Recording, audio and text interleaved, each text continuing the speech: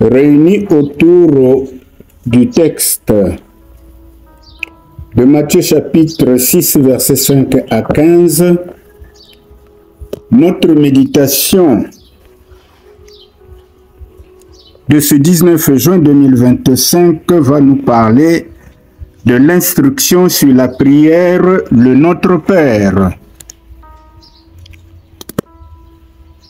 Jésus, en apprenant à ses disciples comment prier Dieu le Père, il leur dit de ne pas multiplier les vaines paroles. La vraie prière est l'expression d'un rapport personnel avec le Père qui approfondit le sentiment de dépendance et de gratitude. Dieu répond à nos prières selon notre foi et non d'après les mots ou la manière utilisée. Il arrive parfois que le Saint-Esprit nous conduise à prier longuement pour une raison spéciale.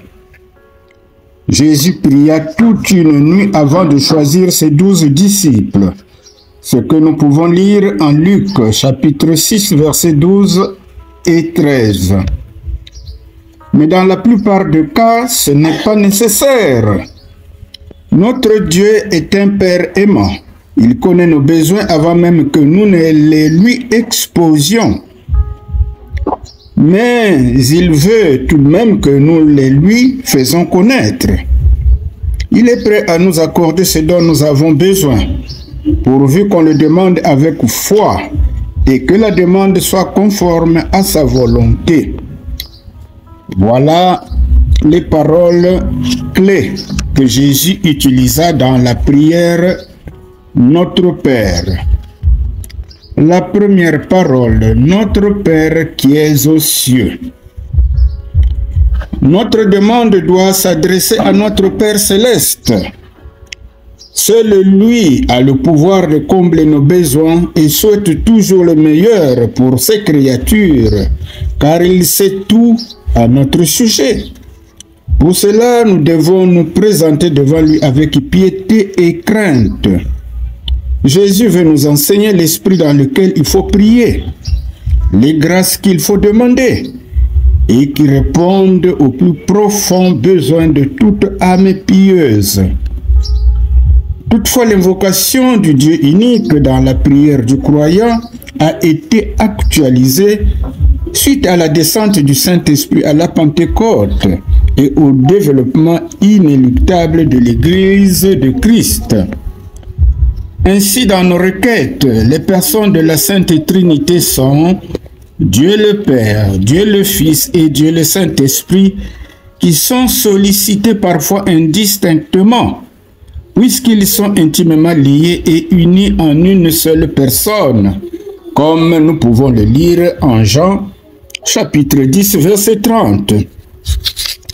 Deuxième parole forte de notre prière, la prière de notre Père. Que ton nom soit sanctifié. Combien de fois dans nos prières nous ne pensons qu'à nos besoins et nous oublions la grandeur de Dieu. Sanctifier le nom de Dieu, c'est le confesser, c'est le proclamer, c'est le craindre, c'est le respecter, c'est l'adorer comme saint. C'est surtout l'avoir comme saint dans notre cœur, comme nous le dit l'apôtre Paul dans sa première lettre au chapitre 3, verset 15. Troisième parole forte de la prière Notre Père, que ton règne vienne. Le royaume de Dieu a été instauré sur la terre avec la venue de Christ.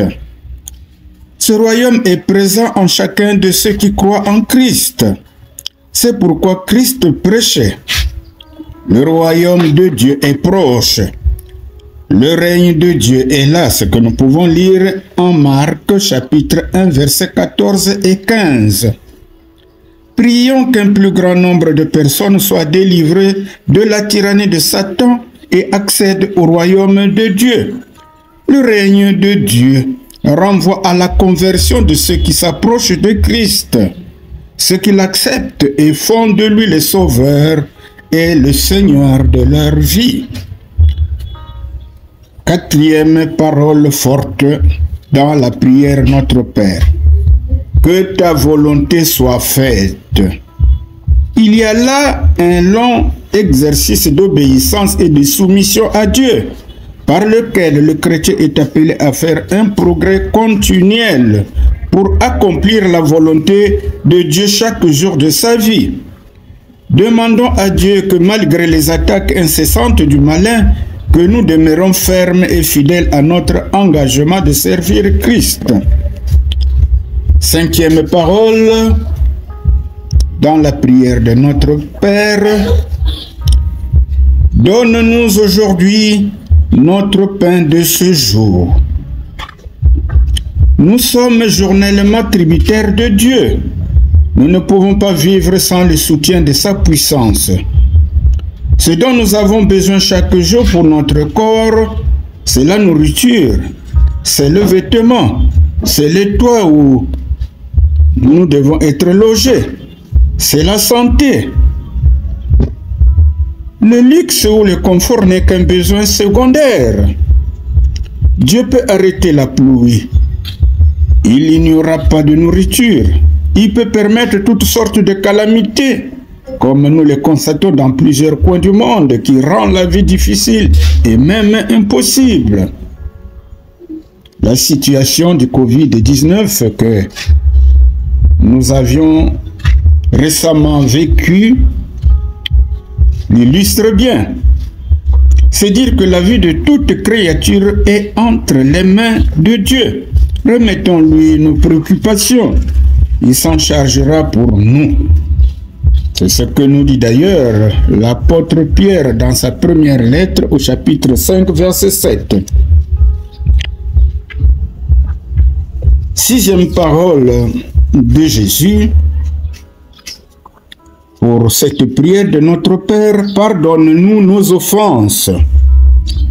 Ici, Jésus n'évoque pas le pardon reçu lorsque nous avons cru et reçu le salut, car Dieu nous a remis tous les péchés antérieurs à notre conversion. Dieu nous a pardonné à cause de sa grâce et de sa miséricorde. Plutôt ici, Jésus parle de notre vie quotidienne de chrétien. Devenu chrétien, il nous arrive encore de pécher et nous avons besoin du pardon divin. Comme nous le dit la première lettre de l'apôtre Jean au chapitre 1, verset 9. Que Dieu est juste et bon de nous pardonner quand nous confessons nos péchés. Le péché est une dette, et dans toute dette, il y a un débiteur et un créancier. Dieu est le créancier et le débiteur, le chrétien que nous sommes, le chrétien pécheur. Dieu nous pardonnera de la même manière que nous pardonnons à nos semblables qui nous offensent. Si nous cessons de pardonner notre prochain, Dieu cessera de nous pardonner aussi. Le pardon de Dieu est comme de l'eau qui coule dans une canalisation. Ne pas pardonner notre semblable équivaut à fermer le tuyau de la canalisation par où s'écoule l'eau. Si aucun pardon ne se répand vers nos semblables, le pardon de Dieu ne s'écoulera plus en nous. Enfin, dernière parole, la septième parole de Jésus dans cette prière. Ne nous laisse pas entrer en tentation. C'est à nous de demander au Seigneur de ne pas nous laisser entrer en tentation. Entrer en tentation ou tomber entrer en tentation ou tomber en tentation signifie tomber dans le péché. Quand on tombe dans le péché, on est momentanément éloigné de Dieu et à la merci du diable.